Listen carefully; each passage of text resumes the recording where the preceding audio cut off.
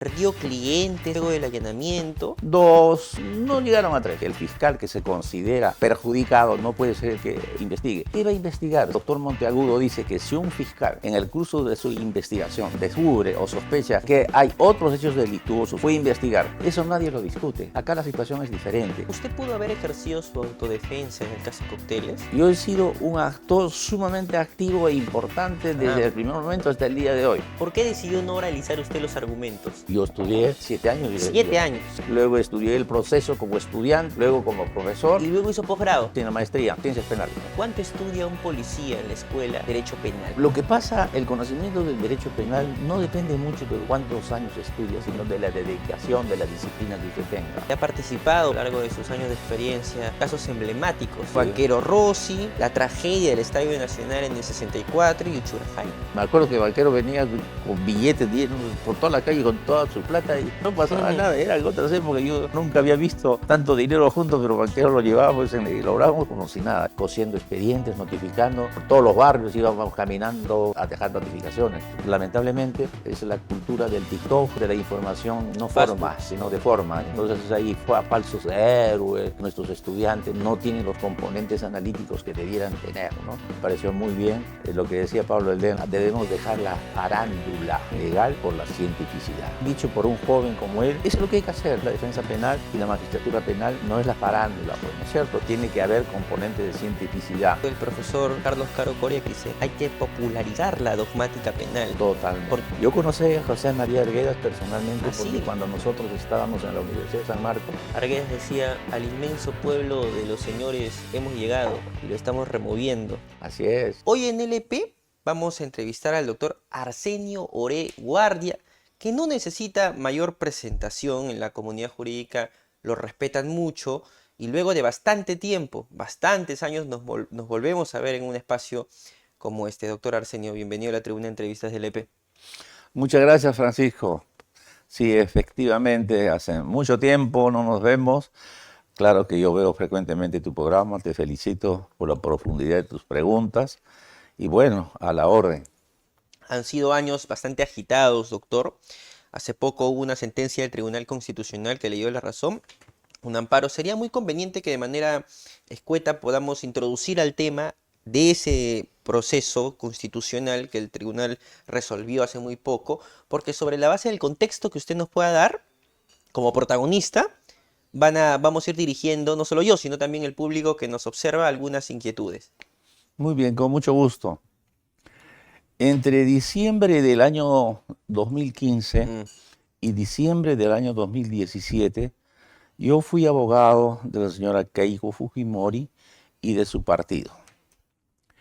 En diciembre del año 2017, por una circunstancia que no implicaba que yo tuviera, digamos, alguna incompatibilidad, pero por haber sido consultado por el señor Jorge Barata antes de que él tuviera proceso, y yo consideré que siendo abogado de la señora Keiko no podía ir a Brasil a interrogar a un patrocinado que me había consultado. No había ciertamente incompatibilidad, pero por principios de ética y buena administración le expliqué a la señora Keiko que no era conveniente que, digamos, yo fuera a esa diligencia y en consecuencia fuera otra abogada y cambiara de defensa. De la mejor manera, ella efectivamente lo entendió y decidió que a partir de entonces su abogada fuera la doctora Juliana Loss. Mire, eso es importante porque a lo mejor es un dato que ha quedado olvidado a la luz de los años. Usted iba a patrocinar a Keiko Fujimori.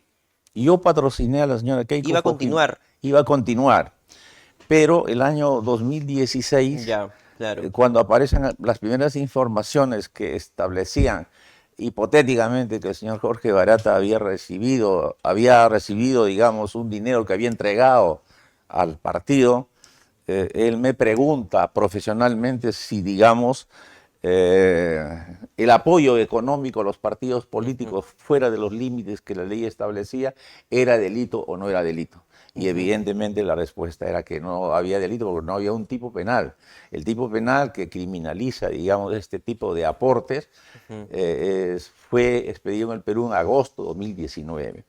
Y entonces él me hizo esa pregunta, él no tenía un proceso, él siempre decía que era inocente, Y entonces yo hice un informe, hice un escrito que él presentó, ¿no? No obstante que yo no había defendido un juicio que él no tenía, consideré que cuando ya tenía que ir al Brasil posteriormente, como abogado de la señora Keiko Fujimori, tenía que preguntar a quién me había hecho la consulta y en consecuencia no era conveniente que lo hiciera. Entonces por eso es que yo le expliqué, la señora Keiko lo entendió del mejor talante y en las mejores condiciones. Le dije que yo iba a dejar la defensa y ella designó como su abogada a la doctora Luna Loza, que es su abogada a partir de entonces hasta este momento. ¿Qué fue lo que ocurrió después? Lo que ocurrió después es que casi después de un año de aquello, el 20 de noviembre de 2018 se presentó en mi oficina el señor José Domingo Pérez, juntamente con cámaras de televisión, policías, peritos, y me explicó que tenía una orden de allanamiento contra mi oficina.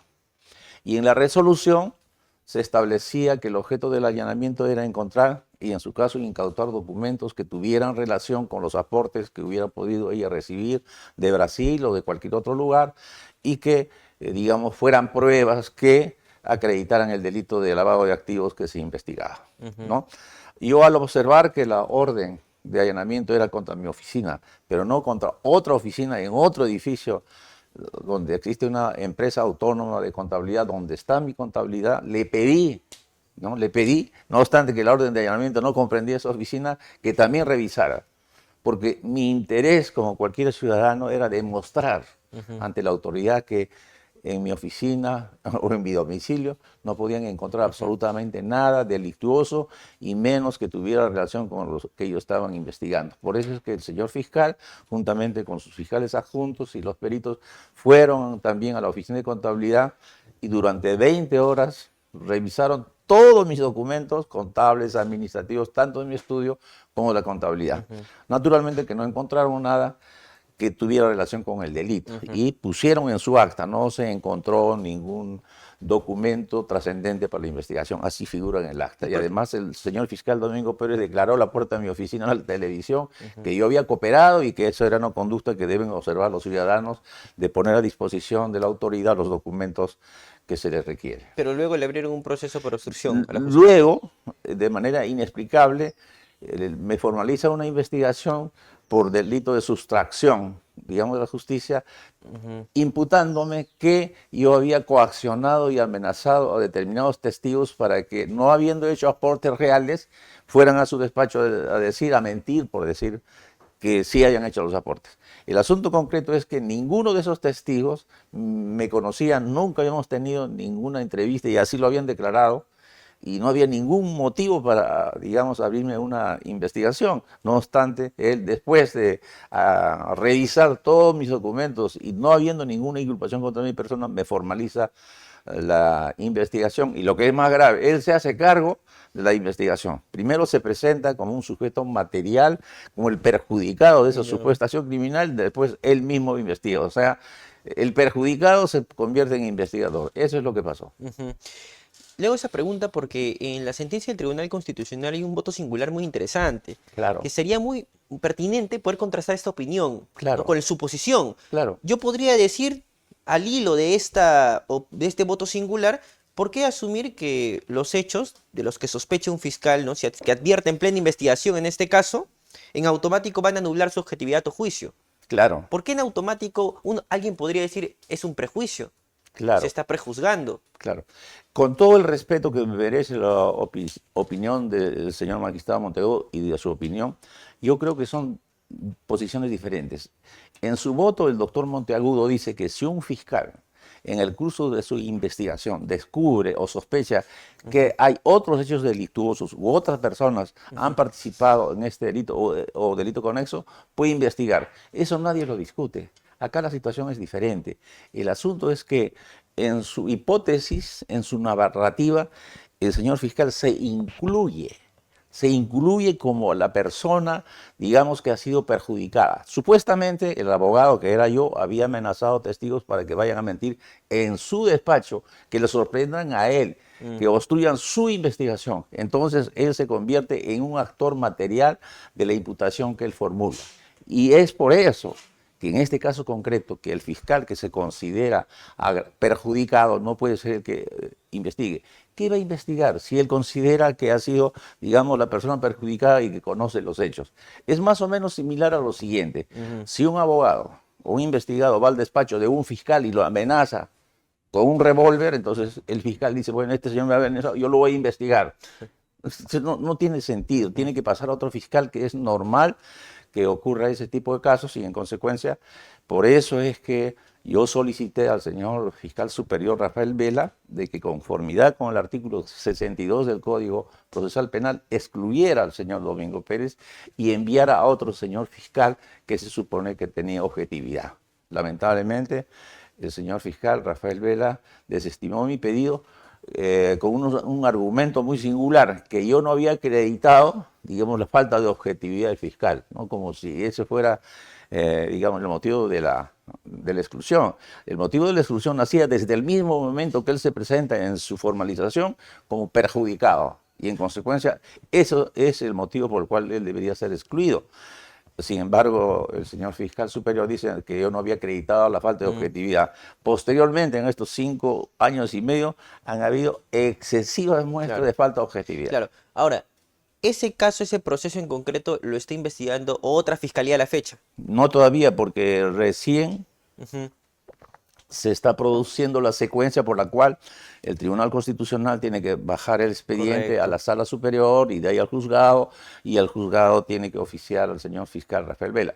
Sin embargo, como ya, digamos, mi persona, otros abogados también y otras personas estábamos ya en juicio por obstrucción de la justicia, el juzgado colegiado ya nos ha excluido del juicio y ha dispuesto que el juez de investigación preparatoria determine cuáles son las resoluciones del fiscal Domingo Pérez que son afectadas por esta resolución, lo cual no tiene sentido, porque justamente la sentencia del tribunal tiene 2 partes.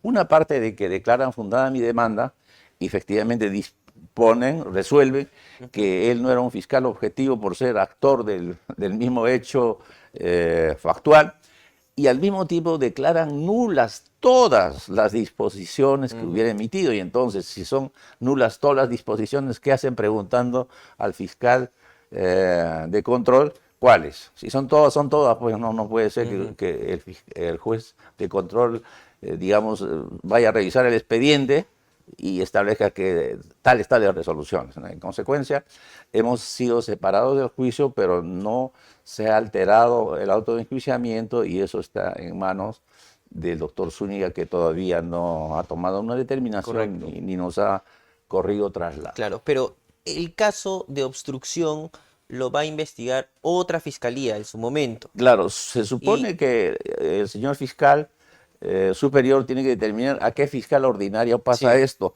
En ese fiscal, en esa fiscalía, tiene que examinar si los elementos que habían en ese momento ameritaban que se abra una investigación.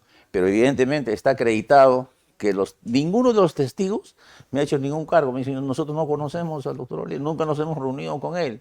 Y en consecuencia, ¿cómo lo podía haber amenazado? Además, ¿no? Está pues el allanamiento, donde 20 horas han revuelto absolutamente todo, no han encontrado nada según el acta, y en consecuencia no se justifica que me abran o nos abran investigación. Ese fiscal podría formalizar o archivar. No, claro, así es. Podría formalizar y archivar. Vamos a hablar de escenarios hipotéticos para hacer un ejercicio académico. Ok. Si formaliza, lo tendría que ver un juez de investigación preparatoria. Claro. ¿Podría verlo Carguanchos nuevamente? No podía verlo Carbancho, porque el doctor Carbancho, recordemos que ha sido separado de esta investigación, ¿no es cierto? Y por eso pasó a Zúñiga, ¿no? Y entonces el señor Carbancho fue retirado de esto justamente porque había adelantado opinión. ¿Podría verlo Zúñiga? Podría verlo Zúñiga, pero digamos, eso también depende de algunos componentes. Acaba, digamos, la Junta Nacional de Justicia a nombrar nuevos jueces de esta Sala Penal Nacional. Esos nuevos jueces van a ir y tienen que salir algunos jueces que no son titulares. En consecuencia, pudiera ser que el doctor Zúñiga ya no esté ahí, o esté ahí, pero él pues no es titular. Si está ahí, ¿el doctor Zúñiga ya no ha visto este caso antes? Por supuesto, el doctor Zúñiga ha sido juez de investigación preparatoria que ha realizado el control, ¿no? y yo, digamos, Claro, sí, he sí, sí. entregado un libro, lo he hecho llegar, realmente no ha hecho ningún control y ha cometido una serie de causales de Ya, nulidad, por eso he dicho que claro. este proceso es inviable. Para que nos entiendan, porque a lo mejor estamos hablando muy jurídico, el doctor Zúñiga le ha hecho el control de acusación para pasar a juicio oral, ¿correcto? Así es, De su caso de obstrucción a la justicia. también. Ya, correcto. Pero él podría verlo en este, hipotéticamente, ¿no? Podría verlo nuevamente el caso de obstrucción a la justicia en preparatoria. Si es que por Claro, allí a lo mejor llega con la nueva fiscalía que vea su caso. claro. Primero me remito al sentido de la pregunta, ¿no? Ujú, El doctor Zúñiga podría verlo, y yo pienso que esa hipótesis ujú, es imposible porque el fiscal que examina esto y no encuentra ningún elemento para abrir diligencias preliminares, ¿con qué va a abrir diligencias preliminares? ujú. El código es muy claro, ¿no? Si no hay algún elemento que permita hacer una hipótesis de delito, no se debe abrir investigación. Además, recordemos lo que dice la Constitución, el artículo 50, el artículo segundo, ¿no? 24. Nadie puede ser procesado por acto de omisión que claramente no está establecido. Y en este caso, realmente, el ejercicio de la defensa que yo he hecho es el ejercicio neutral de la profesión y está amparado no solamente por la Constitución, por los convenios, sino por acuerdos de las Naciones Unidas. Y el voto del doctor Pedro Hernández justamente dice eso, que no se puede, digamos, violar el secreto profesional. Y en este caso, el Sí. secreto profesional ha sido violado contra el mandato de la Y Constitución. ahora, sobre el secreto profesional, ¿no? Un practicante de un estudio jurídico puede ser protegido por el secreto profesional, aunque en sentido estricto aún no sea profesional? ¿Se podría preguntar a alguien? No, lo que pasa es una secuencia, ¿no? Y Ujú, así como está diciendo para que nuestro público lo entienda. ujú, El secreto profesional que se lleva ante un abogado, ante un periodista, ante un médico, ante un religioso, ¿no es cierto? Es información íntima que corresponde a las personas que recurren a estos profesionales. Se trata de la vida, de la libertad, las condiciones culturales, religiosas, de su vida familiar, de su intimidad que tiene protección de la Constitución. Me parece que es el artículo segundo, inciso 18. O sea, no se trata de proteger al abogado, se trata de proteger la información que tiene un ciudadano en la esfera de su intimidad. ujú. En consecuencia, lo que se protege no es tanto a los abogados o a sus auxiliares, sino esa información. Porque de nada serviría que a los ciudadanos le dijéramos, tú tienes derecho a la protección de tu libertad, de tu domicilio, de tu intimidad, de tus comunicaciones, de todo. Para que si hay una investigación, entonces el fiscal o la policía pueda hacer un allanamiento al abogado, Mm, ¿no? Y sacar toda esa información, ujú. ¿no es cierto? No, no serviría de nada. Y en consecuencia, si es verdad que si, digamos, la información, sea material, documental, digital, está en manos no necesariamente del abogado, sino de sus auxiliares, está protegido. Porque no protegen al abogado, protegen a la información que tiene una directa tutela de la Constitución. Ahora, doctor, los clientes de su estudio, ¿lo llamaron, se comunicaron con usted al enterarse del allanamiento? ¿Perdió clientes luego del allanamiento? ¿Se cayeron negociaciones a lo mejor? En realidad, muy pocos clientes se fueron, poquísimos clientes se fueron. Algunos llamaron para expresarnos su solidaridad. Y el mayor prejuicio ha sido lo último, que frente a la situación de estar comprometido en esto, con todo un despliegue mediático que hicieron contra la señora Keiko, contra las personas, y naturalmente, marginalmente también contra mí, no tuve más procesos importantes, ¿no? Porque anteriormente sí teníamos una carga bastante importante, pero la carga de clientes bajó muchísimo. Correcto, correcto, vale. Cuando dice poquísimos clientes, pero eso quiere decir que sí hubo quienes decidieron cesar los servicios. Dos, no llegaron a tres.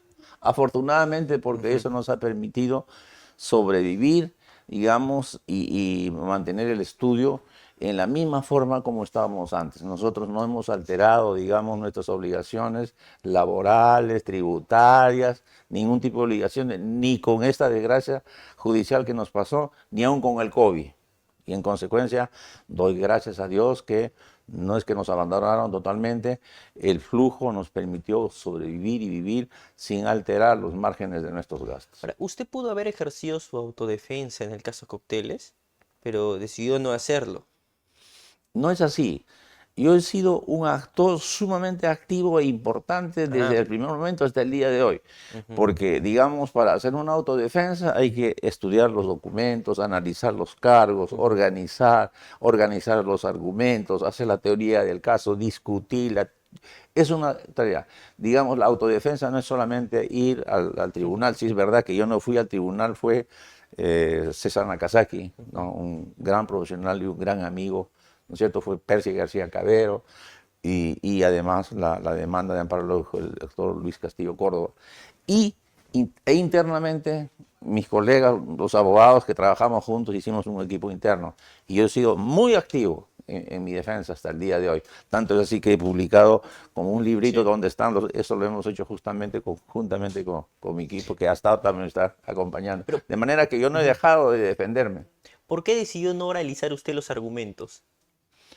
Bueno, porque si yo nombro también a un abogado y de la talla de Percy García Cabero, que yo lo admiro en términos profesionales y personales, César Nakazaki, digamos, consideré que era conforme que si yo los había escogido, ellos se expusieran, digamos, en la defensa. Además son minutos, ¿no? Tampoco, no, esta historia son más de 5 años y medio, ¿no? Y los minutos que ellos lo hicieron brillantemente, todos ellos, digamos, situaron, digamos, los hechos en la dimensión que se debía situar. Pero tampoco valió la pena, pues, porque igual la maquinaria duró 5 años y medio y todavía no se sabe cuándo va a terminar. Pues estamos en una época en que ser inocente no te garantiza que puedas alcanzar justicia. Nos preguntan, por ejemplo, en la caja de comentarios si es que sería viable que si el Tribunal Constitucional ha declarado que Domingo Pérez no ha sido objetivo, podría usted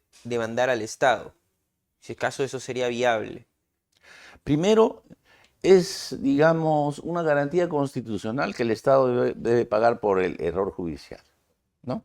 Nunca ha habido, según conozco, una persona o un conjunto de personas que hayan tenido, digamos, una indemnización por error judicial. Paréntesis, las únicas personas que han sido indemnizadas son los procesados por terrorismo y por traición a la patria que recurrieron a la Corte Interamericana de Derechos Humanos y recibieron una indemnización. Pero las personas que no estaban investigadas por eso, nunca. Pero yo tengo algunos principios, Francisco. Yo nunca demandaré a mi país. El Estado es nuestro país. Y yo prefiero no demandar al Estado, y si esta desgracia me ha ocurrido a mí, que de alguna manera puedo defenderme y tengo amigos profesionales que me han defendido con tanta generosidad y calidad, yo más estoy preocupado que el grado de degradación que está en nuestro sistema penal alguna vez se corrija. Por eso he intervenido en los movimientos de reforma procesal penal del 91, del 95, 97, del 2004, no en la misma comisión, sino en el Poder Judicial. Entonces, no es demagogia de modestia. A mí más me interesa qué pasa con los ciudadanos de nuestro país. ¿Algún día van a tener un proceso justo, eficiente, o vamos a ser, digamos, un país en que los servicios de inteligencia son más importantes que el debido proceso? Ujú. Tengo dos preguntas ahí. Alguien podría pensar, pero doctor, usted fue quien los capacitó en el 2004. ¿Qué pasó? ¿Por qué el proceso penal ha fracasado? En primer lugar, Ujú, digamos, no es el Código Procesal Penal el que ha fracasado. ujú, Han fracasado los que no lo han sabido implementar, los que no han podido generar las condiciones para que un proceso penal, digamos, sea exitoso. Un proceso penal no depende solamente, digamos, del código, que puede estar bien estructurado, ¿no es cierto? Un código es como un piano, pero lo tiene que tener alguien que efectivamente sepa tocarlo, que no lo desafine. En consecuencia, ujú. si el Código Procesal Penal se publicó y empezó a regir desde el año 2006 y no se han ocupado de liderar, no han tenido los componentes de gestión y se ha preferido, digamos, una serie de conflictos entre instituciones y personas y han convertido al proceso en una herramienta de confrontación de poderes, lo que ha fracasado no es el código. El piano no tiene la culpa que las personas que la tocan la desafinen y no tienen que hacer, en primer lugar. Entonces tampoco es, digamos, que yo he capacitado. Nosotros, Francisco, en la década del 90 participamos en el movimiento de reforma procesal penal, porque éramos profesores y nosotros a nuestros alumnos le hablábamos debido proceso, principio de legalidad, que eran los jueces, y los alumnos a veces, digamos, levantaban la mano y nos decían, profesor, eso es la teoría, pero usted mismo nos dice que eso no ocurre en la realidad. Muchas veces en el proceso se presenta lo que Carneluti decía, las miserias del proceso. Entonces, si el proceso debe ser así, pero es así, ¿qué están haciendo ustedes como profesores para que esto cambie? Y nosotros hace 30 años fundamos el Instituto de Ciencia Procesal Penal, sin ánimo de lucro. Y en ese movimiento, en ese instituto estamos con el maestro Bramón Arias, que ya tenía bastante edad, pero asistía a todos los compromisos académicos, el doctor Lucho Roy Freire, el doctor Manuel Catacora González, que había sido fiscal de Nación, el doctor Pedro Méndez Jurado, que había sido fiscal de Nación, Pablo Talavera, que fue miembro del Consejo Nacional de Magistratura, Robinson González, 15, Florencio Mixán, por supuesto, y nosotros empezamos a trabajar durante 30 años y nos comunicamos, coordinamos con el CEJA, que es, digamos, el organismo de la OEA destinada a, digamos, encargada de promover y facilitar los procesos de reforma. Acá vinieron profesores de Chile, profesores de Estados Unidos, de Costa Rica, de Colombia, y hemos hecho un proceso de capacitación de más de 3.000 jueces, fiscales, policías. Naturalmente ahí yo no era el que los capacitaba, he ido a algunos cursos a aprender, de manera que sí se capacitó, pero lo vuelvo a repetir, ¿no? En primer lugar, en todo, Francisco, no solamente en el proceso penal, en la salud, en el transporte, en todo estamos en una fase, digamos, de decaimiento y en consecuencia en el proceso también no hemos hecho una reforma adecuada, interdisciplinaria, y nos hemos hecho ganar, digamos, por las personas e instituciones interesadas de alterar el proceso y convertirlos en un componente de poder para dominar, digamos, y hacer más importantes sus intereses institucionales y no hacer un debido proceso. De manera que creo que sí, a lo contrario, le corresponde a las generaciones intermedias y a las generaciones más jóvenes hacer un verdadero proceso. Porque, Francisco, como usted sabe, cuando se habla de proceso, no solamente estamos hablando de robo, de cualquier tipo de proceso convencional. Estamos hablando que un proceso se puede afectar y se afecta la libertad, la intimidad, nuestro domicilio. Correcto. Y actualmente, digamos, y en estos últimos temas hemos visto que muchas veces los señores fiscales, los policías, irrumpen en un domicilio, Claro. digamos, para buscar pruebas que concretamente no se sabe, pero encuentran dentro de la casa a ancianos, a niños. Cuando un niño, digamos, en horas de la noche ve que los policías, los jueces ingresan y esposan a su padre, siente una impotencia, no se explican. Ahí empiezan las incongruencias de nuestro país, en que un niño en la escuela recibe, digamos, la información de sus maestros. Dice, los policías nos resguardan, ¿no? Cuando estés en peligro, recurre a un policía. Y ve en la realidad que el policía no lo está resguardando, por lo contrario, lo está enmarrocando a su padre y no se explica. Esa experiencia es imborrable para ese niño. Y eso, en 30, 40 años, va a ocurrir que vaya de un psiquiatra y te le van a preguntar, ¿usted ha tenido alguna experiencia desagradable en su vida? Y se va a acordar de eso. El daño es irreparable. Y además estamos atentando no solamente contra los niños, sino por los compromisos internacionales. Nosotros hemos firmado la Convención del Niño y del Adolescente, en virtud del cual estamos obligados que el interés superior es del niño. Tenemos que proteger al niño y no darle estas experiencias incongruentes en que nunca se explica a la persona. Y en consecuencia, sí, creo que es un trabajo que tiene que estar a cargo de los estudiantes, de los comunicadores, y debemos seguir trabajando por la reforma del Mire, proceso. en Colombia, cuando Fiscalía pide allanar, el juez evalúa si el allanamiento va a ser de día o de noche. Y si es de noche, de madrugada, ¿no? Eh, la motivación debe ser muchísimo más cualificada. Así es. Entonces yo podría decir, el juez podría preguntar si es que hay niños para que la motivación sea más cualificada. Francisco, no solamente en Colombia, desde siempre en nuestro país, con el Código del 39, con el Código del 20, del Código 1863, de los códigos españoles que son la fuente, el allanamiento, como tiene que ver con la intimidad, tiene que tener requisitos, están establecidos. ¿Cuáles son los requisitos? El fiscal tiene que decir, señor juez, yo solicito un allanamiento porque es probable que en esa casa haya, digamos, un objeto que ya se haya utilizado en el delito o un producto del Ujú. delito, existe tal. Ya. Tienen que explicarlo de manera. ¿Y cuáles son los elementos de convicción que le permiten suponer, hacer una hipótesis válida, en primer lugar? Luego, debe tratarse, pues, debe hacerse un juicio de ponderación. ¿Qué tanto, qué vamos a buscar en la casa? ¿Vale la pena, digamos, entrar en esa casa para conseguir una cosa que mayormente no tiene trascendencia en la investigación?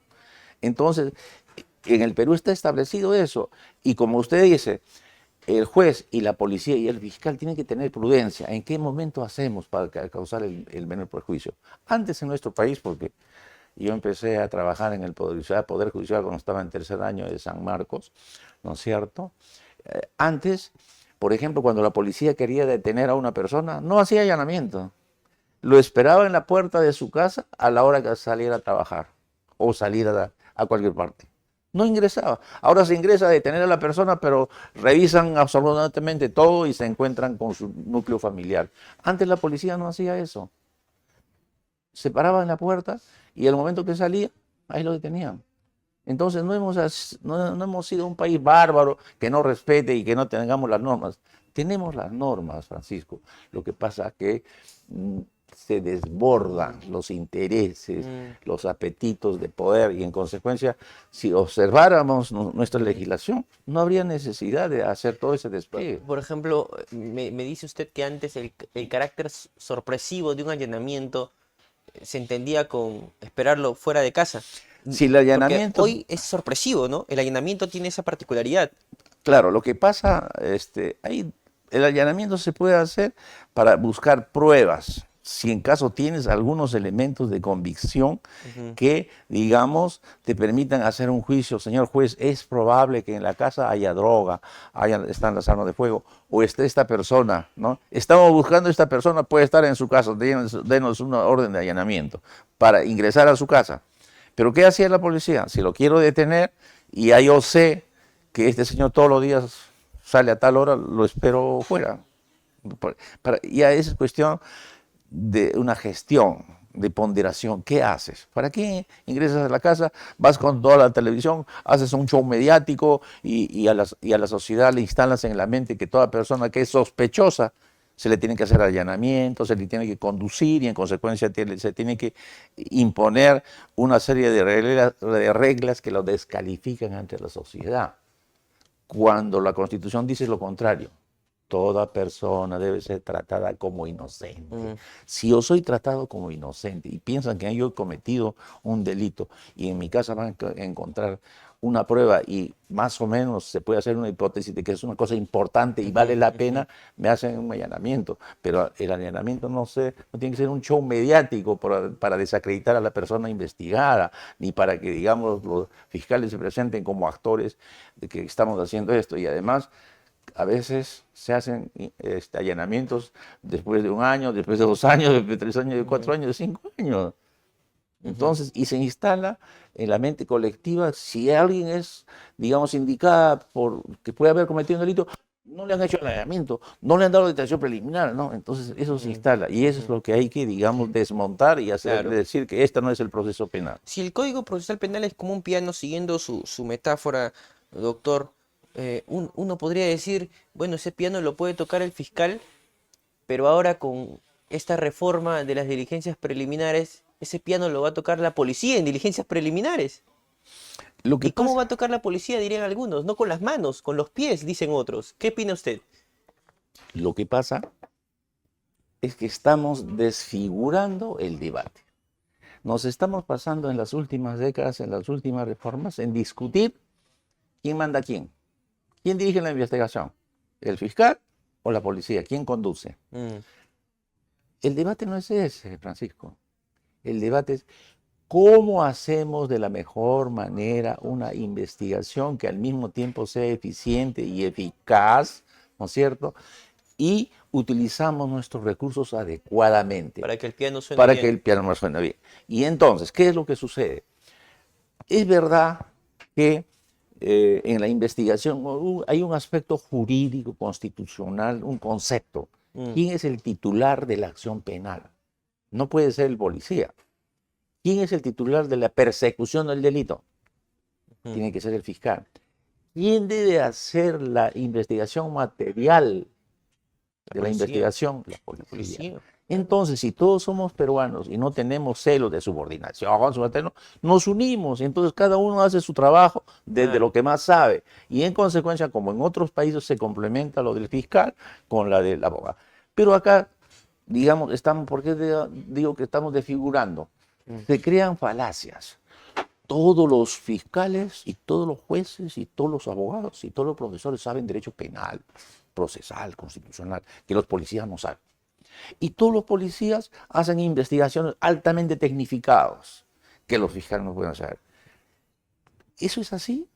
¿O hay profesores, digamos como Lucho Pázara, por ejemplo, que han estudiado el caso y dice que tenemos mínimos niveles de rendimiento cognoscitivo entre jueces, fiscales y policías? Cuando se dan exámenes, ¿todos aprueban los exámenes o decimos que la mayoría son descalificados porque no aprueban los exámenes? Y en consecuencia, no es cierto que todos los jueces, fiscales y abogados sepan derecho penal. Por eso pues, nos hacemos jalar. Por eso decimos cosas que no vienen al caso. Entonces no se puede construir un proceso verdadero con una serie de errores conceptuales. En consecuencia, también los argumentos tienen que ser constitucionales, tienen que ser convencionales, razonables, lógicos, ¿no? Porque a veces pues hay argumentos, esto es inconstitucional. Y hacemos un análisis sencillísimo y no es inconstitucional, ¿cierto? Por ejemplo, se dice, la policía debe hacer la investigación porque el artículo 166 del Código Procesal Penal o de la Constitución establece que la policía previene e investiga el delito. Eso es cierto, pues, pero ese artículo de la Constitución se tiene que interpretar de acuerdo al artículo 159, inciso cuarto, donde dice que el titular de la acción penal y de quien conduce la investigación desde su inicio es el fiscal. Entonces, la policía sí investiga, pero lo hace bajo la conducción del fiscal. Esa es la interpretación elemental, ¿no es cierto? ¿La policía puede subsumir delitos o precalificar? Digamos, esa es otra fantasía, ¿no es cierto? Se dice que la policía debe, digamos, exclusivamente investigar los hechos, que no tiene los componentes de hacer un juicio de tipicidad, ¿no? Que se dice que el único que tiene ese componente es el fiscal. El fiscal. Pero desde el punto de vista epistemológico, cuando usted investiga hechos, pero esos hechos tienen que tener relación con lo que va usted a buscar. Va usted a buscar los elementos que tengan relación con los elementos del tipo, ¿no es cierto? En consecuencia, es una labor general y en consecuencia no puede usted desdoblar la investigación entre investigación jurídica e investigación factual. Y en consecuencia, los policías deben hacer la investigación, deben ser dirigidos o materialmente no, a veces los policías son tan abogados como los fiscales y en consecuencia cada uno dentro de su esfera tiene que conducir. Y en consecuencia, sí, lo que sucede, este es un problema, Francisco, epistemológico. Podemos desdoblar la investigación en hechos y en tipo. ¿Podemos desdoblar la conducción? No se puede desdoblar la conducción. Lo que sucede es que la investigación, digamos, tiene que ser una tarea conjunta del que es el titular de la acción penal y del que hace la investigación material. Y entonces ambos, sin estar discutiendo quién manda a quién, porque todos están, digamos, vinculados a nuestro país y deben dejar de estar discutiendo quién manda a quién y hacer una investigación, como se hace en otros países, ¿no es cierto? En que la policía, digamos, depende de su institución, pero funcionalmente también el fiscal es el que conduce la investigación. ¿No le preocupa esta reforma? Me preocupa esta reforma por lo siguiente, Francisco, porque nos estamos pasando la vida discutiendo quién dirige a quién, y esa es una discusión que no le contribuye a nuestro país. Lo que tenemos que discutir, cómo hacemos una buena investigación, que sea eficiente, ¿no? Que no se contamine con la inteligencia. La inteligencia es para otra cosa. La inteligencia no es para hacer el proceso, ¿no es cierto? Entonces, eso nos debe interesar. ¿Cómo utilizamos nuestros recursos con nuestro personal de policías, de fiscales, de jueces, sin discutir, ¿no? Y en consecuencia me preocupa que en estos proyectos muchas veces no se manifiestan los intereses institucionales de la policía. Digamos, cuando se han agrupado todos los proyectos que hay y que se han ya aprobado en el proyecto sustitutorio, ninguno de esos proyectos es institucional de la policía. Todos son de señores congresistas, de algunos partidos políticos, ¿no es cierto? Pero no es un pedido de la policía y de los investigadores. En algunos casos, como por ejemplo en el proyecto de ley 7204-2023, el señor congresista y quienes lo firman dicen lo siguiente con toda sinceridad, ¿no? Dice, antecedentes. La presente propuesta legislativa se ha elaborado a solicitud de la Asociación de Oficiales Generales de la Policía Nacional del Perú, en adelante ADOGEN PNP, y en base a algunos proyectos legislativos existentes. Esta es una institución muy respetable de personas que han pasado al retiro y la mayoría de ellos son de la Policía de Investigaciones, pero no representan pues a la policía. Y entonces estos proyectos no son institucionales y efectivamente tiene algunos errores conceptuales que nosotros los podemos detallar. Por ejemplo, se dice aquello de que es inconstitucional, que el proceso actual es inconstitucional y hay que constitucionarlo por el artículo 166. Que el de ahora es inconstitucional. Se dice eso, que el artículo 166, digamos, establece que la policía investiga el delito. Por tanto, cuando el Ministerio Público lo dirige, es inconstitucional, así se dice. Y yo le acabo de explicar que esa es una interpretación limitada. Se dice también que hay que devolver a la policía, digamos, la facultad de investigación. ¿Y cuál es la verdad? Que nunca la policía ha tenido la dirección de la investigación preliminar que antes no existía. Todas nuestras constituciones y nuestros códigos, especialmente la del 40, establecía en el artículo 49 que el juez instructor, que antes era el fiscal, dirige la investigación. Que la policía judicial es un cuerpo auxiliar. La ley que creó la Policía de Investigación establece que es auxiliar. Y en consecuencia, en el Congreso Constituyente también se discutió. En consecuencia, no es verdad que hay que devolver. Justamente hoy día he leído un artículo de César Sabache, digamos, muy adecuado, que dice que nunca la policía... Entonces, cuando se dice hay que devolver, ¿qué cosas le vamos a devolver? No, ellos no han tenido. Lo cual no quiere decir que uno tenga una concepción antipolicial, sino que hay que tratar de ser riguroso en el análisis, en el debate. Luego, por ejemplo, se dice, en todos los países del mundo investiga la policía. Y hay un proyecto que creo que es el 6660, algo así, en el cual se dice que en todos los países del mundo, y citan a El Salvador, a Chile, a Costa Rica. Entonces yo me tomo el trabajo de establecer en Chile. Se dice, ¿Ha revisado? Por supuesto. Y ahí tengo el artículo número tanto de la Constitución de Chile, de El Salvador, de los que ellos dicen, dirige el fiscal. Se estarán refiriendo a la investigación material, a lo mejor. No, a la investigación que puede tener Francia, porque finalmente, Francisco, la investigación es un proceso, ¿no es cierto?, que responde al principio de una investigación epistemológica cualquiera. Cuando hacemos una investigación, digamos, partimos de una hipótesis inicial. Digamos, la secuencia depende, pues, del conocimiento progresivo que tiene de la verdad. Entonces se dice en Inglaterra, en Italia, en Alemania, dirige el fiscal. Y eso no es cierto. Lo que pasa en el mundo es que tanto investiga la policía, tanto investiga el fiscal, tanto investiga el juez. Por ejemplo, en España hasta desde 1862 sigue investigando el policía. Lo que pasa, ellos no se paran discutiendo quién manda a quién. Esa pugna de poderes no es reciente, ¿no? Porque en el 91, me lo comentaba fuera de cámaras, ¿qué hacían los militares? Querían que su fuero militar investigue. Lógico. Y lo mandaron al fuero común. ¿Por qué querían que investigan los militares? ¿Por qué? Porque efectivamente dentro de la lucha de las fuerzas del orden contra el terrorismo, se procedían algunos delitos Claro. o digamos excesos que se llamaban, Ujú. y esos, según el artículo 14 del Código del 91, tenía que ser materia del fuero ordinario, y los Sí. militares no querían ser sometidos al fuero ordinario, sino al fuero militar, ¿no es Ujú. cierto? Y entonces Que existe, iba a ser más complaciente con ellos, y coloco las comillas, ¿no? así es. Ujú. ¿Y qué decían los militares? No, en el fuero común se va a perpetuar la impunidad, ¿no?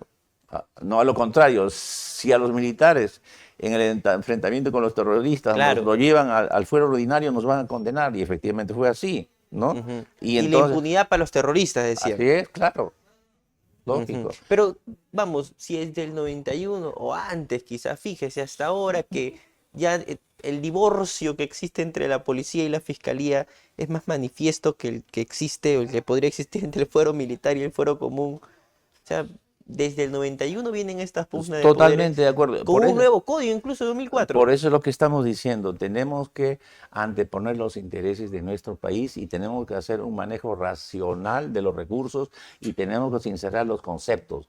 Realmente es preocupante cuando algunos, no todos por supuesto, Ujú, señores policías o señores fiscales, dicen, ujú. nosotros somos los únicos que podemos calificar. Y los otros, nosotros somos los únicos. ¿Y qué dicen los expertos, los analistas? Que nuestro sistema judicial es un sistema en el cual no existe un personal sumamente capacitado. Lo dice la Defensoría del Pueblo, y aunque parezca mentira, lo dice el comandante nacional de policía, ¿no? Mm, Donde dice, tenemos 87% del ya. material, etcétera. Entonces, hace falta analizar, comprarse el pleito y pensar en nuestro país. Ya Mm. déjense de estar discutiendo, digamos, quién manda a quién. Y ahora le pregunto, ¿cuántos años usted estudió la Facultad de Derecho? Yo estudié, en mi tiempo pues eran 7 años, 7 años. 7 años, Siete porque años. había la pre y los 5 años de derecho. Claro. Y yo estudié esos 7 años, luego estudié el proceso como estudiante, luego como profesor, Y luego hizo posgrado. Posgrado que hice hizo. sí, sí, una maestría. Y digamos, lo Derecho conozco, penal. procesal, claro, de hecho, claro, ciencias penales. ¿Sí? Ya. ¿Cuánto estudia un policía en la escuela Derecho Penal? Lo que pasa, el conocimiento del derecho Ujú, penal no depende mucho de cuántos años estudia, sino ujú, de la dedicación, de la disciplina que usted tenga. ujú. Digamos, hay policías o fiscales que estudian muy poco, pero saben bastante, ¿no? Ujú. Y hay fiscales o los estudiantes eternos que se dedican a la política, que estudian 10 años, 20 años y no saben mucho, de manera que el conocimiento no depende solamente de los años, sino de la dedicación que usted tenga y de la sinceridad que se actúe, porque en nuestro país es muy frecuente autocalificarse, yo soy el único que sé. Eso creo que también implica niveles de sinceridad y de modestia. Tenemos que aprender a conocer más de lo que nos autocalificamos como autosuficientes. Segunda pregunta, en esa misma línea. Hoy en la policía ya no existe la PIP, ya no existe la Policía de Investigación del Perú, Ujú, fue desactivada, ujú. con lo cual ya no existe entre los policías especialistas en investigación criminal.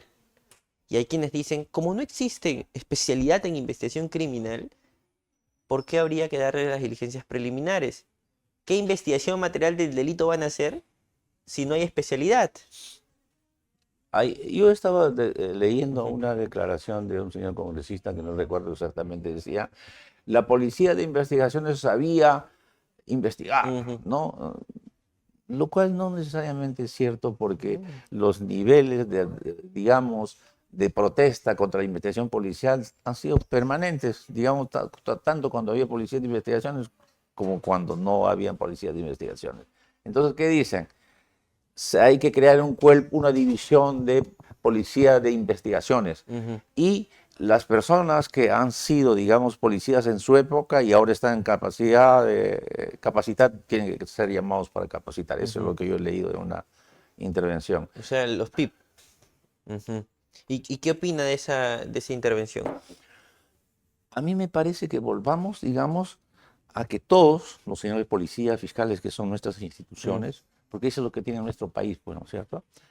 Se tiene que analizar, se tiene que estudiar y volver a hacer afirmaciones que tengan respaldo conceptual y no pues este tipo de afirmaciones que no corresponden a la realidad o son afirmaciones domésticas, dicho con el mayor respeto para los que nos responden. Los policías tenemos que investigar porque somos los únicos que podemos estar a las 3 de la mañana y los fiscales duermen También. mucho. Es cuestión de gestión, pues eso es cuestión de organización, eso no se puede descalificar a un código porque el fiscal dice que duerme, digamos, a las 9 de la noche y los policías están siempre. Y además hay que averiguar si eso es cierto, ¿no? Porque los policías tienen una metodología 24 por 24 y no sé cuánto, ¿no? Entonces a veces hay afirmaciones que necesitan un contraste adecuado. ¿Son necesarias esas afirmaciones? No son necesarias, ¿No son son algo dañinas. adolescentes? No, lo que pasa es que discutimos con, digamos, muchas veces con falacias. Y por eso es lo que tienen que hacer los estudiantes, los abogados, las generaciones intermedias. Esta es una necesidad de nuestro país, Francisco. No estamos hablando, digamos, de cosas menores, estamos hablando de la libertad, de la seguridad, de la inversión. Estamos hablando de eso, de los derechos fundamentales que tienen los seres humanos y en consecuencia debemos discutirlos seriamente. Lamentablemente es la cultura del TikTok, es la cultura, digamos, de la información que generalmente no forma, sino deforma. Entonces ahí fue a falsos héroes, que digamos, y entonces nuestros estudiantes no tienen los componentes analíticos que debieran tener, ¿no? Y eso es lo que hay que hacer, eso es lo que hay que hacer, esa es la aspiración. Nosotros modestamente nos hemos ocupado de la reforma con esos grandes profesores, no hablo por mí, para que nuestro país tuvimos la esperanza y el Estado invirtió millones de soles y nosotros invertimos nuestras esperanzas, nuestros sueños, nuestras inquietudes sin ganar un solo centavo. ¿Para qué? Para que después de 30 años nuestro proceso penal esté más degradado, más desconfiado y efectivamente se vaya imponiendo la cultura superficial, digamos, de inteligencia. Claro. Y es una cosa sumamente grave, Francisco. En nuestro país, digamos, no respetamos la vida íntima de las personas. Entonces, tanto institucionalmente el Estado y particulares le graban a las personas todo y eso se difunde y perjudican al ser humano. ¿Y cuál es, digamos, la tutela? El Ministerio Público ha hecho, digamos, unos protocolos que se deben observar para usar ese tipo de información, digamos, digital en el proceso. ¿Por qué permitimos que cualquiera nos pueda grabar y nos saquen al aire cosas personales para descalificarnos? Pero eso debía ser rigurosamente normativizado. ¿El exceso de litigación oral es producto de esa cultura del TikTok también? No, lo que pasa es que la litigación oral ha sido una modernización del proceso penal peruano, ¿no? Nosotros, los abogados del siglo pasado, de antaño, hemos tenido una defensa, pues, empírica, ¿no? Con la litigación oral que ha venido del Código Procesal del 91 y con, digamos, importar las capacitaciones del sistema anglosajón, ¿no? Entonces, los abogados, los jueces fiscales, estamos utilizando algunas herramientas que si ponerle orden, ponerle oralidad. Sí. Pero ¿cómo lo estamos haciendo? Desafinando el piano y, digamos, no tocando en armonía de lo que está, pues, ahí programado. Claro, la litigación es parte de la modernización del proceso penal y la dogmática. ¿Será acaso que no, lo que pasa es que ha involucionado o ya no es tan popular como antes, a lo mejor? No, lo que pasa es que para ser un buen litigante, Francisco, ¿no es cierto?, tienes que tener una base cognoscitiva y sustantiva fundamental en derecho penal, en derecho constitucional, en derecho procesal penal, ¿no? Salvando las distancias, ¿no? Puede haber un entrevistador como tú que te hable muy bonito, las flexiones bonito, pero no estudia su caso como tú. Entonces, la litigación oral es la exteriorización de lo que has analizado, ordenado, has hecho tu teoría del caso, lo has discutido, has encontrado los puntos positivos, los puntos vulnerables de tu caso, has organizado tu caso. Eso ha traído la litigación oral. Pero no se puede importar un sistema anglosajón mecánicamente, ¿no? Por eso San Martín, digamos, con la forma que a veces tiene de ser muy categórico, dice, digamos, la ética oral es una guachafería, dice César, ¿no?, que es el autor principal del código. Pero no es una guachafería. para ir, digamos, y tú lo ves en las audiencias, ¿no? ¿No? Hay abogados que conocen su caso, que conocen el derecho Sí. penal, que se expresan perfectamente. Y hay, digamos, abogados que se prestan, algunos señores jueces o fiscales, a un concurso memorístico, ¿no? Lejos de expresar conceptos, expresan la casación número tanto. El derecho no está solamente en las casaciones, esa es una herramienta, pero tú tienes que saber desde el punto de vista conceptual cuáles, ¿no? Y por eso es que los profesores, como César, Gonzalo del Río y los profesores, dicen pues que tienen que conocer el derecho penal. Entonces no es una moda y que haya desvinculado el derecho penal sustantivo de la teoría. Hemos visto, ¿no? Yo sin ánimo, digamos, de personalizar las cosas, mi abogado, por ejemplo, Percy García Cabero, se dictó una cátedra porque domina el derecho penal, Sí. estudia el constitucional y domina su caso. Y entonces, pero no todas las audiencias son así, pues nuestras deficiencias aparecen muchas veces cuando escuchamos, lamentablemente, a algunos de nuestros colegas que conceptualmente no articulan un discurso adecuado desde el punto de vista conceptual. Hoy siente que muchos jóvenes estudiantes o abogados han renunciado a la cientificidad del derecho. Totalmente, sí, es un camino equivocado. Se rigen por los medios, por el TikTok, digamos, por los actores, ¿no es cierto? No, a mí me pareció muy bien lo que decía Pablo Eldén digamos, en su libro, ¿no? Debemos dejar la farándula Mm, legal por la cientificidad. Eso creo que dicho por un joven como él, eso es lo que hay que hacer, pues, ¿no? El proceso penal, la defensa penal y la magistratura penal no es la farándula, pues, ¿no es cierto? Tiene que haber componente de cientificidad. Lo que pasa es que la cientificidad necesita esfuerzo y ese esfuerzo necesita también tiempo. A veces nuestro país está organizado de tal manera que es imposible que cumplas tu trabajo aun cuando quieras. Tú ujú. no le puedes dar pues a un fiscal que investigue 100 casos, 200 casos, 30 juicios. No tiene Sí. sentido. De hecho, el profesor Carlos Caro Coria, que también es su amigo, él dice, hay que popularizar la dogmática penal, porque Totalmente. hoy es casi popular. Así es. No es atractivo para muchos jóvenes hablarles de dogmática penal, sí de litigación. ¿Qué opina usted sobre eso? Justamente lo que digo, la litigación oral es parte Mm, de la concesión del derecho penal. Si un abogado quiere dedicarse al litigio, tiene que tener una base, no solamente una base, digamos, de derecho constitucional, de derecho penal sustantivo, tiene que tener tienes una persona culta, ujú. que vive en su realidad. Usted ha visto en algunas audiencias, hay unos abogados que efectivamente afrontan las situaciones y los argumentos con mecanismos de conocimiento de la realidad, de la literatura, de la sociología, de la antropología, etcétera. Pero son los pocos, ¿no? La mayoría de nosotros pues no hemos sido cultivados o no hemos tenido la oportunidad de dedicarnos a ese tipo de conocimientos, pero ahora sí es absolutamente indispensable que los jueces y los fiscales que resuelven casos prácticamente políticos Sí. tienen que conocer pues, qué se desprende detrás de esas medidas procesales y cuáles son los intereses que influyen. Porque detrás de su decisión puede haber una vacancia. Detrás de su decisión se puede arruinar la vida de un ser humano. Y eso es demasiado serio para que nuestros jóvenes estén ahí adormitados, viendo, digamos, falsos procesos en los cuales no se aprende, sino se deforma el proceso. Tienen Ujú. que asumir una realidad por su país, no solamente por su formación profesional, porque los abogados no debemos limitarnos a defender nuestro caso. Fundamentalmente es crear un espíritu y una cultura de que todo sea mejor para nuestra sociedad, los derechos fundamentales, las inversiones, la respetabilidad de nuestras instituciones. De eso debemos ocuparnos. Ujú. Ya lo verán y lo oirán también a usted y sus ideas en el TikTok de LP Pasión por el Derecho.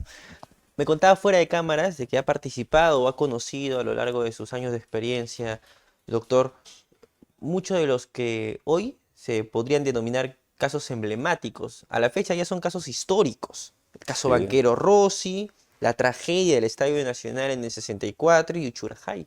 claro, Comencemos por Banquero Rossi. Muchos se preguntarán quién fue Banquero Rossi, ¿no? A lo mejor claro. no muchos jóvenes conocen ese caso. Lo que pasa es que cuando nosotros éramos estudiantes en San Marcos, ¿no es Mm, cierto? El consejo directivo se hizo una pregunta. ¿Qué están practicando nuestros estudiantes? Nosotros les damos la parte cognitiva. Tuvimos grandes maestros, ¿no? José León Barandarán, que se dijo que Sí. fue el último sabio del derecho, Jorge Eugenio Castañeda, Mario Alzamora Valdés, Bramón Arias, Lucho Roy, nos inundaban de conocimientos, pero decían, ¿están practicando? Y nos obligaron a buscar prácticas. Y nosotros fuimos a buscar prácticas y a mí me tocó trabajar en el sexto juzgado civil, cosiendo expedientes, notificando y por todos los barrios íbamos caminando a dejar notificaciones. Y luego fui primero asistente y después adjunto ya como abogado del doctor Arturo Pacheco Tejada, que fue fiscal de la Cuarta Fiscalía Superior, ¿no? Y a él le correspondió conocer tanto la tragedia del Estadio Nacional donde murieron tanta gente, conocimos ese caso, yo trabajé con él y lo conocimos, y luego también el caso Banquero.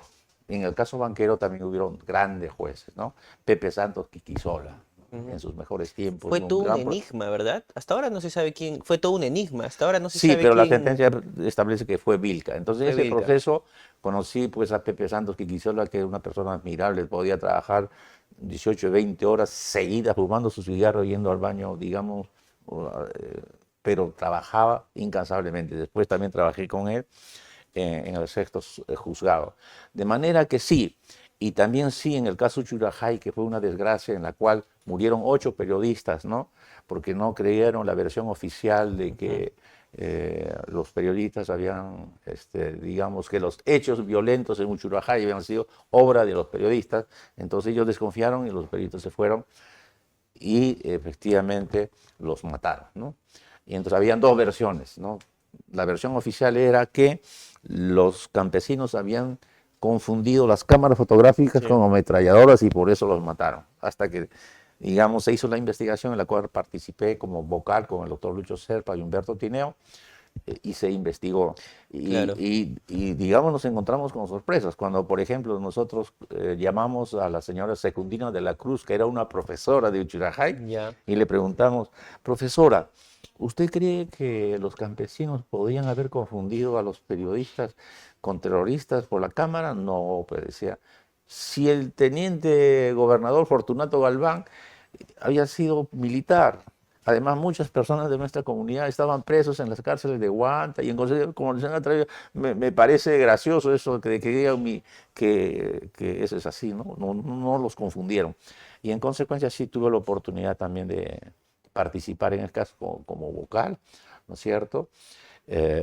Por la demanda de todos los periodistas del mundo, pues porque 8 periodistas desconfiados de la versión oficial del general Noel, ¿no es cierto?, a quien interrogamos en el tribunal, haya sido obra solamente de los policías, o de los comuneros. Y nosotros en nuestra sentencia dijimos que si bien materialmente el día de los hechos los campesinos habían obrado y habían matado a los periodistas, pero dijimos en la sentencia de que antes, durante y después sí había personal de inteligencia.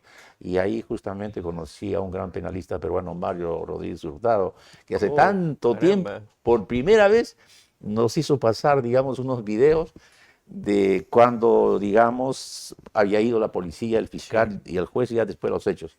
Y nos mostraba, señores magistrados, observan a ustedes que hay varios comuneros, pero ese comunero tiene un reloj y ese comunero tiene un pantalón que tiene pretina.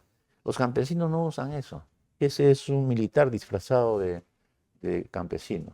Ahí está, tiene una dentadura artificial, ¿no? Y entonces, en esos tiempos en que todavía no había teoría del caso, litigación, Claro, todo eso, Mario Rodríguez nos ilustraba, digamos, sí, pues. porque hubo un enfrentamiento pues, entre los abogados de los campesinos y los abogados de los militares, ¿cierto? Sí. Y entonces ahí justamente discutían y se peleaban, ¿no? Y entonces por eso cuando uno de los vocales se retiró, Lucho Serpa me llamó a mí y en consecuencia hubieron muchas anécdotas también porque los campesinos, los únicos que estaban como acusados eran los campesinos, no los militares ni los policías. Ellos hablaban quechua y como los 3 vocales hablábamos quechua, nosotros también lo interrogábamos en Claro, quechua. De manera que sí. porque usted habla quechua, de hecho, pero ya vamos a llegar a tocar ese punto en concreto. En la tragedia del Estadio Nacional, que murieron más de 300 personas Sí, sí, sí. aplastadas, Así es, asfixiadas en el así es. Estadio Nacional. Sí, porque tal era un bot, creo que era un general Zambuja, no me Sí, acuerdo. tenía 24 Bueno, años usted. claro, 24, 25 años. Yo estaba terminando Derecho. Y yo era auxiliar del doctor Arturo Pacheco Tejada. ¿No fue una experiencia traumática para un joven de 24 años eso? Era traumático, ¿Cómo lo pero era procesó? un reto. Pero ¿cómo lo procesó?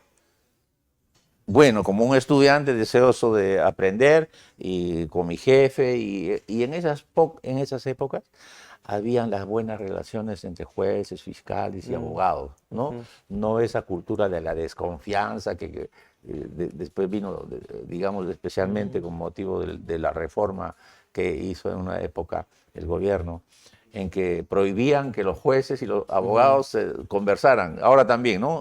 ¿Cómo es posible? Pero en esas épocas había una cultura de solidaridad, habían problemas y tanto jueces como los auxiliares discutíamos y veíamos. Y de esa manera fue que intervenimos en ese caso. Yo ayudé a mi jefe en eso, pero como eran tantos muertos, tantas personas, se demoró mucho tanto. Entonces fue también un motivo de preocupación social que tanto se haya demorado el caso, ¿no? Y sí, pues fue una de las tragedias por un gol, ¿no? ujú. Sí, Perú-Argentina. Así es, Perú-Argentina, ¿no? Sí, Perú-Argentina. ¿Cómo se resolvió ese caso? ¿Lo recuerda? Recuerdo que condenaron, digamos, al coronel o al comandante que había ordenado tirar bombas a las tribunas, porque usted no puede tirar bombas a las tribunas, y ahí se descubrió que la mayoría de las puertas no estaban accesibles para salir, después una desgracia, porque no se había previsto bien que todas las puertas estuvieran y además se consideró que no se podía tirar, digamos, pues, bombas lacrimógenas a las tribunas, a un personal que va a ver el deporte. No eran personas que iban pues a mítines, ¿no? Eran personas que iban con su familia, etcétera. Fue una desgracia muy, muy dolorosa. Ujú. Y para contextualizar un poquito más sobre el caso Banquero Rossi, fue un tremendo empresario nacional que puso al Perú en el ojo del mundo. Así es.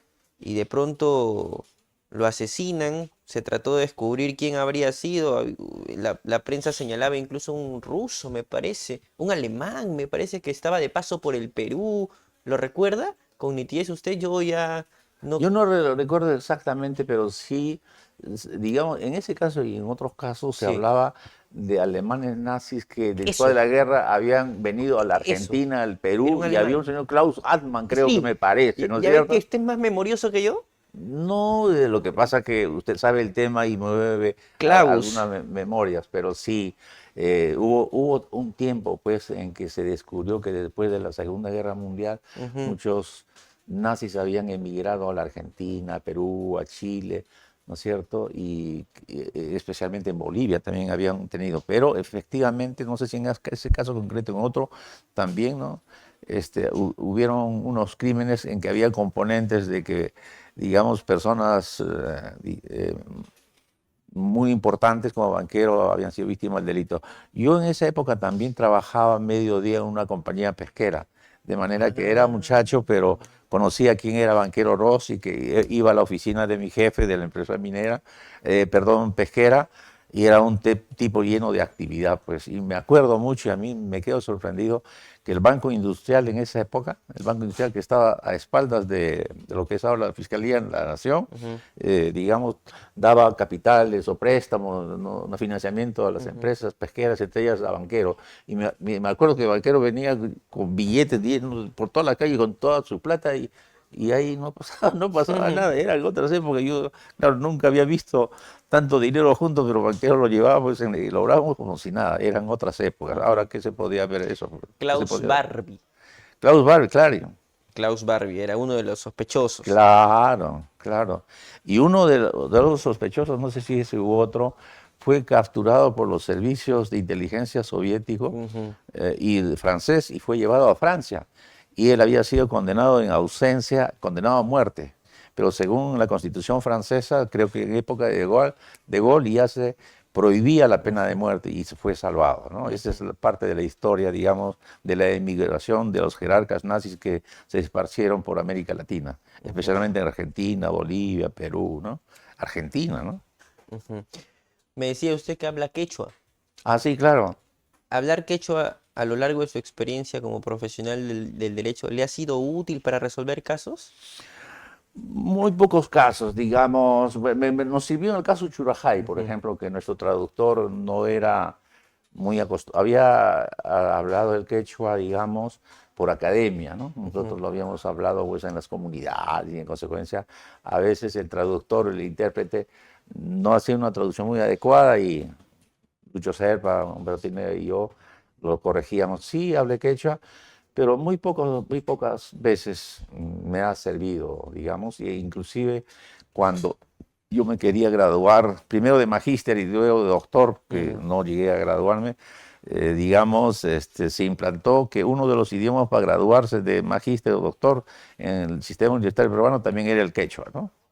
Pero cuando usted iba ahí, le imponían unas reglas prácticamente en una época imposibles de resumir, porque la gramática quechua es muy difícil. Quien habla quechua es muy difícil que conozca la gramática. Es casi parecido al español, pero si yo le digo a usted, Francisco, a ver, ¿cuál es el pluscuamperfecto?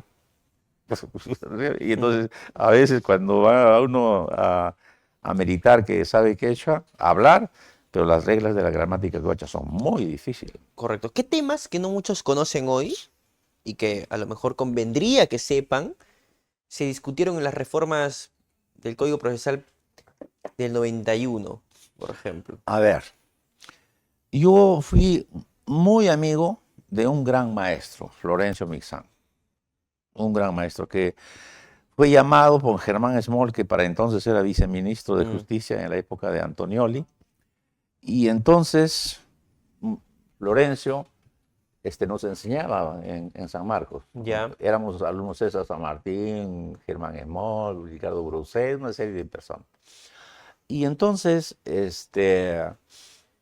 Florencio, a pesar de que yo no estaba comprendido entre los miembros de la comisión, él hizo que yo integrara, aunque sea como un técnico externo, y yo he intervenido tanto en la reforma del 91, cuanto en las comisiones del 95 del Congreso, 97.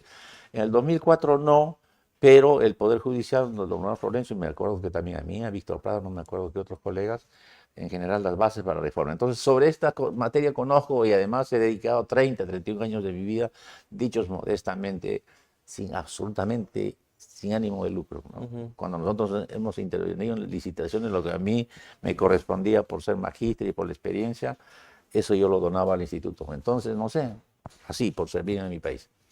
Yo lo quiero decir con esa experiencia que lamentablemente en la elaboración legislativa también hemos ido en un proceso constante de degradación.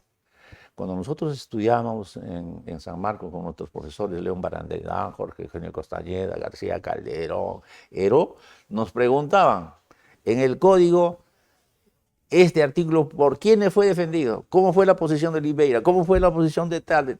Así. En clase. En clase, porque había, cuando se elaboraban los códigos, había debate. Y eran grandes juristas, y había diario de debates, había exposición de motivos. Lo trágico de estas últimas décadas es que los códigos generalmente no tienen exposición de motivos. El Código 2004, Francisco, no tiene exposición de motivos. O sea que cuando un artículo tiene que ser interpretado, no sabíamos por qué lo hicieron. Entonces, ha sido pobre. No lo digo, digamos, por degradar, sino que esa es nuestra realidad. ¿Y qué temas no prosperaron en esas reformas? Lo que digo, la mayoría de los temas no se han debatido. Ya. No se han debatido. Lo que siempre se discutió es siempre, digamos, los llamados excesos del fuero o de los militares, digamos, el fuero común, eso es lo que se discutía. ¿Quién dirige la administración? ¿La policía o el fiscal? El 91. El principio de oportunidad, el acuerdo reparatorio, la justicia negociada. Pero nosotros cuando estudiamos, digamos, ya ahora para dictar conferencias, cosas así, nosotros vemos que en esa época la ciencia procesal penal mundial, el derecho comparado ya había desarrollado bastante, pero que nosotros o nuestros juristas, entre los cuales los más distinguidos, Florencio Mixán, César San Martín, no habíamos bebido de las fuentes principales del derecho comparado, porque en esas épocas, y no estamos hablando de mucho tiempo, son 35 años, no había lo que hoy día existe. Uno, para abrir el derecho comparado, es un clic y ahí tienes todo. En esa época no. Y en consecuencia no se discutió mucho. y por eso no hay exposición de motivos. Y dicho, no digamos con el ánimo de criticar, sino con todo el cariño de Florencio, él fue el principal redactor del Código Procesal del 91 y hacía los artículos a mano, a mano. Yo lo veía a Florencio, se levantaba a 3, 4 de la mañana y a mano decía, Florencio, en la computadora, dicta, no, no, yo... Y entonces, así como teníamos esas limitaciones técnicas, y además el Estado no nos daba prácticamente nada de presupuesto para esas cosas, digamos, fue elemental la elaboración normativa, y entonces los temas no se discutieron adecuadamente. Lo digo, digamos, para que esa experiencia sea aprovechada, porque la reforma procesal penal ha tenido muchos altibajos, la gente dice que ha fracasado, y yo digo que el código no ha fracasado, sino los que lo han ejecutado, ¿no es cierto? Pero sí nos ha dado experiencia. Muchos juristas, muchos jueces, fiscales, abogados han viajado por el mundo, tenemos jóvenes brillantes en Alemania, en Italia, en Estados Unidos, en España, etc. Tenemos el personal como para hacer un mejor código. Lo que pasa también, a veces algunos profesores se pasan la vida en las nubes, ¿no es cierto?, cuando el país se está incendiando. Entonces ellos están con grandes teorías, pero no hacen un aporte significativo a la realidad de nuestro país. Creo que una de las cosas que tenemos que hacer es poner la mirada a nuestro país y nos vamos a encontrar con grandes sorpresas. Cuando nosotros estuvimos en el Código Procesal del 91, hicimos visitas del Instituto de Ciencia Procesal Penal prácticamente por todo el Perú, íbamos a las comunidades a aprender cómo se debían resolver los conflictos. Así, íbamos a aprender cómo se debían resolver los conflictos, porque las comunidades campesinas y las rondas campesinas tenían una justicia mucho más eficiente y de reconocida. El reconocimiento de la justicia campesina y rondera en esa época está por encima del 80%. Jueces naturales, gratuitos, son las comunidades y sus autoridades los que hacen los juicios orales allí. Y ahí una persona acusada no le puede mentir, porque lo tienen sus juzgados, son sus vecinos, ¿no?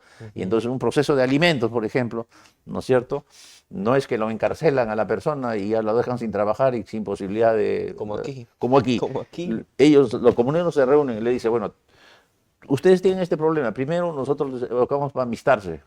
No, no se puede, muy bien. ¿Cuánto estás? No, yo no tengo plata, no estoy produciendo alimentos. Ah, muy bien. Nosotros te vamos a dar un terreno de la comunidad para que siembres. No tengo semillas, nosotros te vamos a dar. Así vas a trabajar y la mitad o el 60% va a ser para tus hijos. Así se resuelven los problemas de alimentos, por decir, ¿no? Acá lo encarcelamos, está en la cárcel, sale, tiene otra liquidación. Es el reinado del absurdo. Entonces aprendíamos nosotros, ¿no?, que ahí había una justicia del principio de concentración, del principio de gratuidad, el juez natural, la legitimidad. Y regresaban y decían, ¿cómo nosotros no tenemos esto? Felipe de Villavicencio, uno de los grandes juristas que ha tenido nuestro país, empezó a hablar de la justicia comunal. Y nosotros, cuando estuvimos en la Comisión de Constitución, en la Constitución 93, nos levantamos la mano. Hay que incorporar dentro de la Constitución los métodos alternativos de solución de conflictos de las comunidades campesinas. Y algunos constitucionalistas decían, ¿cómo puede ser posible? Y entonces, sí, en la comunidad se existe. Además, no solamente en nuestro país es, digamos, étnico. En muchos países, digamos, hay comunidades que tienen su reconocimiento. Y entonces se puso en la Constitución lo que está en el artículo 149, ¿no?, que la OIT efectivamente le daba a las comunidades la posibilidad de solucionar. Y eso fue la incorporación, ¿no?, del artículo 149. Y entonces, ir a las comunidades es aprender. Francisco, nosotros en nuestro país, en nuestras ciudades, podemos nosotros escandalizarnos porque un juez o una fiscal ha recibido dinero y no sé cuántos, una historia escabrosa. Es inconcebible en una comunidad que a las autoridades de la comunidad le hayan sobornado. Eso no existe. Y si existe, lo saben. ¿Y cuál es la sanción? No es la prisión preventiva, detención preliminar, allanamiento, no. Lo votan para siempre de la comunidad. Convierten a esta persona que se ha atrevido a defraudar a su comunidad, lo votan en la comunidad, nunca podrá volver. Y para un comunero, convertirse en un apátrida que no puede volver a su país es la o sanción que le pueden imponer, porque el arraigo de esa persona con su comunidad está en su vida. Entonces uno aprende, ¿no? Y entonces eso es lo que nos falta. Aunque parezca mentira, cuando estudiamos la justicia campesina, rondora, puede tener sus defectos también, naturalmente, pero uno se queda asombrado. Yo me acuerdo que en Arequipa dije una conferencia hace mucho tiempo y presenté la justicia rondera. Y me parece que Alvarado Belloso, un gran procesalista, se paró y me dijo cuando terminé, profesor, ¿lo que usted ha contado es verdad? Sí, es verdad. Le voy a mandar un libro del profesor Peña. Y eso es. Entonces, sí, pues tenemos que rescatar los valores de nuestras comunidades que tienen mecanismos no solamente para la justicia. Yo le contaba, por ejemplo, que Secundina de la Cruz, una profesora de la comunidad de Uchurajay, nos contaba cómo era, digamos, la educación en Uchurajay, porque ella era una profesora de Uchurajay. Y ella nos contaba y nos decía que cuando había exámenes finales, toda la comunidad tenía que ir ahí, ¿no? Las señoras que cocinaban y los padres de familia se sentaban junto con las profesoras de otras comunidades y le tomaban la lección para saber qué habían aprendido. Terminaba la reunión y entonces los comuneros agasajaban a la profesora y la llevaban hasta, digamos, hasta el extremo para decirle que por favor viniera el siguiente año. Había una relación entre alumnos y profesores, ¿no es cierto?, que actualmente se ha perdido. Y en consecuencia, sí se aprende mucho yendo a las comunidades, tanto más si uno puede hablar ellos en su idioma, ¿no? Y esa es la grandeza, efectivamente, del mensaje de hablar quechua para interpretar a nuestras comunidades. No solamente leerlos de José María Arguedas o Ciro Alegría, ¿no? Pero con participar en la comunidad sí es una gran experiencia que nuestro país debería dar una mirada a que los jóvenes también vayan a nuestras comunidades. Arguedas decía, al inmenso pueblo de los señores hemos llegado y lo estamos removiendo. Así es.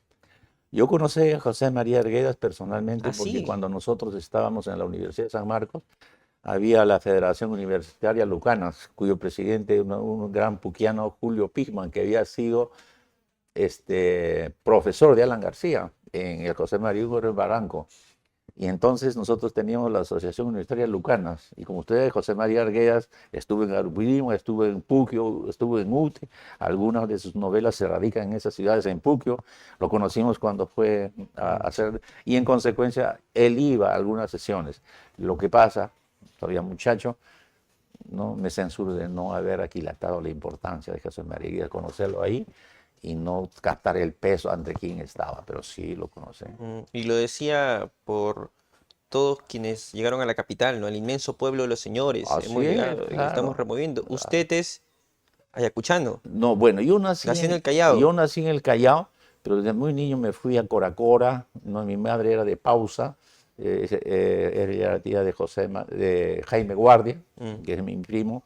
Entonces por eso aprendí el quechua con mi abuela. Estuve en Puquio también y entonces nacido en el Callao, chalaco, pero hablo quechua y yo me considero que soy tan puquiano como si hubiera nacido allá. Pero naturalmente mi tierra es Atahualpa 425, Callao, segundo piso, ¿no es cierto? Atahualpa. Claro, en la calle Atahualpa 425, segundo piso, Barrio King, ¿no es cierto? Vecino de Caracol, saca cuchillo. Muchísimas gracias, doctor Arsenio L. Guardia, por su visita a la tribuna de entrevistas del EP. ¿Ha publicado usted este libro? Que te lo he enviado. Sí, sí, sí, claro que sí. La desnaturalización de la etapa intermedia y la inviabilidad del juicio oral, el caso Cócteles Arsenio L. Guardia, para los interesados. Cada uno de esos párrafos Ujú. contiene, digamos, los motivos de nulidad y dejan en evidencia que ese juicio lo estamos haciendo al margen de todo. Es como que estamos construyendo un edificio de 20 pisos cuando estamos diciendo esto no está en los planos, no se ha hecho un estudio de suelo, no se sabe si este suelo va a poder contener. Por eso digo el juicio inviable. Y yo digo con mucho respeto, pero con mucha convicción, estamos llevando un juicio que puede demorar años para que después todo quede en nada y el país haya gastado tanto dinero, ¿no? Y justamente se lo envié también a Aldo Mariatti y él hizo un artículo y justamente ayer estaba creo que ayer Aldo Mariatti en Perú 21 dice, el interrogatorio digamos, es gerente de Confies, Briseño, ha demorado tanto y no han terminado. Con ese ritmo, los 1900 testigos van a terminar tantos años. Ujú. Y si después se dice no debimos construir este edificio, ¿quién va a pagar ese costo? Ese es un librito que no lo estoy vendiendo, está en la página web, está en la nube, ¿no es cierto? Y cada párrafo merece un análisis. Ujú. Perfecto, doctor. Muchísimas gracias por su participación nuevamente en la tribuna de entrevistas de LP Pasión por el Derecho. Ojalá podamos tenerlo más a menudo, doctor, para comentar algunos casos coyunturales. Puede ser, con mucho gusto. Lo que pasa es que yo siempre he procurado tener la idea de que no es tan interesante hablar de la persona que soy yo, porque yo no he hecho tan grandes cosas que puedan dar un Ujú. mensaje, sino de los casos.